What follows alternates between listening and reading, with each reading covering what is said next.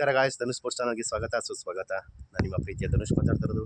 ಕಬಡ್ಡಿ ನಮ್ಮ ದೇಶೀಯ ಕ್ರೀಡೆ. ಇದು ನಮ್ಮ ದೇಶೀಯ ಕ್ರೀಡೆ ಅಂತ ಹೇಳ್ಕೊಳ್ಳೋದಕ್ಕೆ ತುಂಬಾ ಖುಷಿ ಪಡ್ತೀನಿ. ಹಾಗೂ ಹುಟ್ಟಿದ್ದು ಎಲ್ಲಿ ಅಂತಂದರೆ ಇದು ಮಹಾರಾಷ್ಟ್ರ ಮತ್ತು ಅಮರಾವತಿ ಎಂಬ ಜಿಲ್ಲೆಯಲ್ಲಿ 1918ರಲ್ಲಿ ಹುಟ್ಟಿದ್ದು ಜನಿಸಿದ್ದು.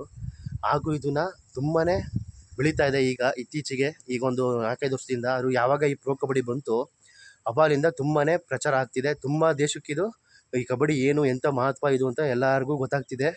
ಆಮೇಲೆ ಜೊತೆಗೆ ಇರಾನ್ ಅವರು ಇದನ್ನು ನಾವು ಕಂಡುಹಿಡಿದಿದ್ದು, ನಾವು ಬೆಳೆಸಿದ್ದು ಅಂತ ತುಂಬಾ ಹೇಳ್ಕೊಳ್ತಿದ್ದಾರೆ. ಅದು ತಪ್ಪು. ನಮ್ಮ ಭಾರತದವರು ಇದನ್ನು ಕಂಡುಹಿಡಿದು ಬೆಳೆಸಿದ್ದು. ಜೊತೆಗೆ ಇದು ಎಂಥ ಆಟ ಅನ್ನೋದು ಎಲ್ಲ ಪ್ರಪಂಚಕ್ಕೆ ಈಗ ವಿಸ್ತಾರವಾಗ್ತಿದೆ. ಜೊತೆಗೆ ಇದು ಒಲಿಂಪಿಕ್ಸಲ್ಲಿ ಮತ್ತು ಯಾವ್ಯಾವ ಕ್ರೀಡೆ ಇದರಲ್ಲಿ ಇದೆಯಾ ಅದಕ್ಕೆಲ್ಲ ಬರಬೇಕು ಅಂತ ನನ್ನ ಆಸೆ. ಯಾಕೆಂದರೆ ನಮ್ಮ ದೇಶೀಯ ಕ್ರೀಡೆ ಬೇರೆ ಬೇರೆ ಬೇರೆ ಬೇರೆ ದೇಶದ್ದೆಲ್ಲ ಕ್ರೀಡೆ ಎಲ್ಲ ಒಲಿಂಪಿಕ್ಸಲ್ಲಿ ಹೇಗೆ ಭಾಗವಹಿಸ್ತಿದೆ ಅದೇ ಥರ ಭಾಗವಹಿಸ್ಬೇಕು ಅಂತ ನನ್ನ ಆಸೆ. ಪ್ರತಿಯೊಬ್ಬ ಭಾರತೀಯನೂ ಕೂಡ ಇದೇ ಥರ ಆಸೆ ಪಡ್ತಾನೆ. ಆ ರೀತಿಯೇ ಆಗಬೇಕು ಅಂತ ನನ್ನ ಆಶಯ ಇರೋದು.